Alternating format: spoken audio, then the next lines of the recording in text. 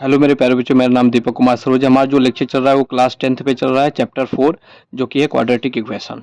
पिछले लेक्चर में हमने देखा था क्वाड्रेटिक फार्मूला से किसी भी क्वाड्रेटिक इक्वेशन का रूट कैसे निकालते हैं। वहाँ पर हमने इस फार्मूले को यूज किए थे,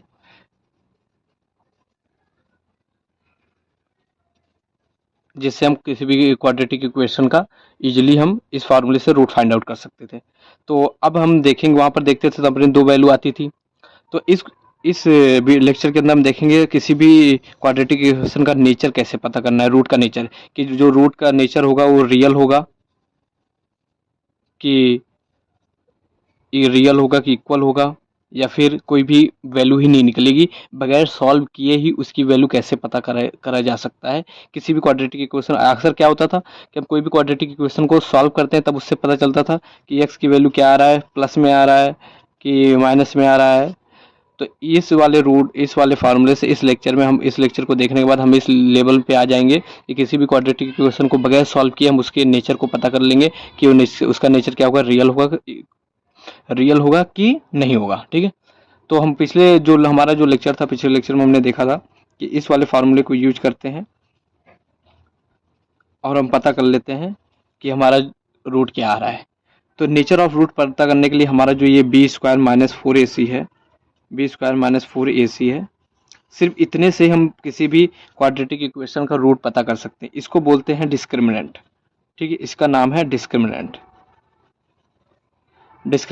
ठीक है, इसको डिनोट करते हैं, डिनोटेड बाय कैपिटल डी से डिनोट किया जाता है। मतलब अगर किसी भी क्वाड्रेटिक इक्वेशन का अगर आपको रूट पता करना है तो आप उसका डी निकाल लो। डी मतलब डिस्क्रिमिनेंट, मतलब बी स्क्वायर माइनस फोर ए सी अगर निकाल लोगे तो उससे अगर डी की वैल्यू, मतलब बी स्क्वायर माइनस फोर ए सी की वैल्यू अगर जीरो से बड़ी आ रही है, इसका मतलब बी स्क्वायर माइनस फोर ए सी को आप सॉल्व कर रहे हो और उसको सॉल्व करने के बाद अगर वैल्यू टू आ रहा है या थ्री आ रहा है या एट आ रहा है, 10 आ रहा है, कुछ भी आ रहा है, मतलब वो जीरो से बड़ा आ रहा है, तो आपके जो रूट आएंगे वो दो अलग अलग वैल्यू आएंगे लेकिन रियल रूट रहेंगे।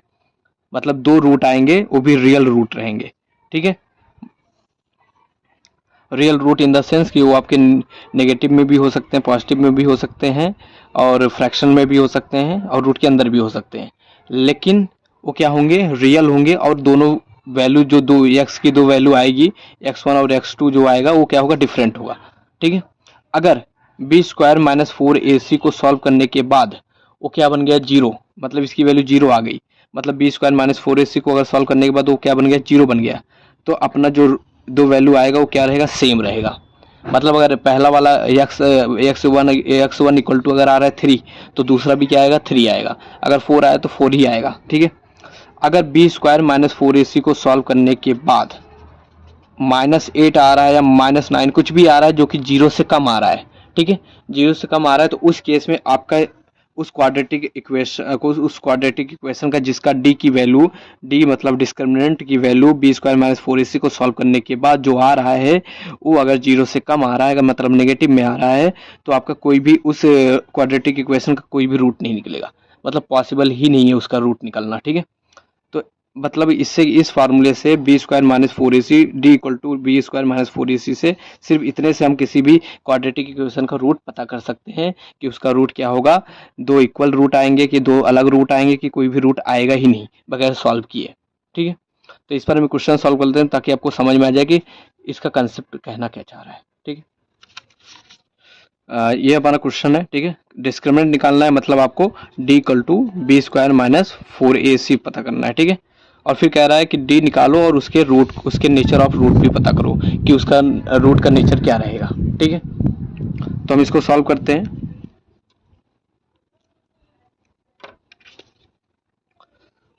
हमारा जो फार्मूला है डिस्क्रिमिनेंट का वो लिख लेते हैं। मतलब डी ये होता है बी स्क्वायर माइनस फोर ए सी, ये है। ठीक है, हमारा जो इक्वेशन है वो two X square minus four X plus three equal to zero. ठीक है, तो यहाँ से हम ए की वैल्यू हमारा क्या होता है, ये होता है। बी की वैल्यू क्या होता है, एक्स के बगल वाला साइन के साथ। ठीक है, सी की वैल्यू क्या होता है, थ्री, ये है। तो अब हमारा डी है बी स्क्वायर माइनस फोर ए सी, यहाँ पर हम वैल्यू रख देते हैं। बी की वैल्यू क्या है, माइनस फोर का स्क्वायर, फोर ए की वैल्यू क्या है 2, सी की वैल्यू क्या है 3, तो डी की वैल्यू हो जाएगा 4 का स्क्वायर 16, 4 2 जा 8, 8 3 जा 24, ठीक है। तो डी की वैल्यू जो आ रहा है वो आ रहा है पर क्या -8 आ रहा है। डी की वैल्यू -8 आ रहा है, मतलब डी की वैल्यू जो है वो 0 से कम है, ठीक है। मतलब डी की वैल्यू 0 से क्या है कम है। अगर 0 से कम है तो नेचर क्या होगा, नेचर ऑफ रूट, रूट का नेचर क्या होगा, अभी हमने देखा था पीछे यहाँ पर कि अगर 0 से कम आ रहा है तो कोई भी रियल रूट नहीं रहेगी, ठीक है, कोई भी रूट नहीं निकलेगा अगर 0 से कम आ रहा है बी स्क्वायर माइनस 4ac। तो यहाँ पर नेचर ऑफ रूट क्या रहेगा, नो रियल रूट, ठीक है, मतलब कोई भी रियल रूट इसका नहीं निकलेगा, ठीक है।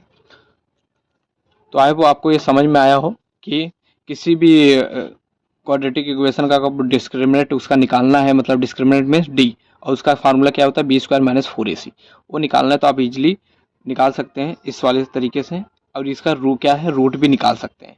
तो रूट का कंडीशन पता है कि अगर डी की वैल्यू मतलब बी स्क्वायर माइनस 4ac अगर वो 0 से बड़ा आ रहा है, 0 से बड़ा आ रहा है तो 2 रियल रूट होंगे, लेकिन वो क्या होंगे, डिस्टिंक्ट होंगे, मतलब अलग होंगे। अगर बी स्क्वायर माइनस 4ac वो अपना 0 के इक्वल आ रहा है तो 2 रियल इक्वल रूट्स रहेंगे, ठीक है। अगर बी स्क्वायर माइनस 4ac वो 0 से छोटा आ रहा है तो नो रियल रूट्स, कोई भी रियल रूट्स नहीं होंगे। तो आई होप आपको ये समझ में आया हो, ठीक है। Thank you.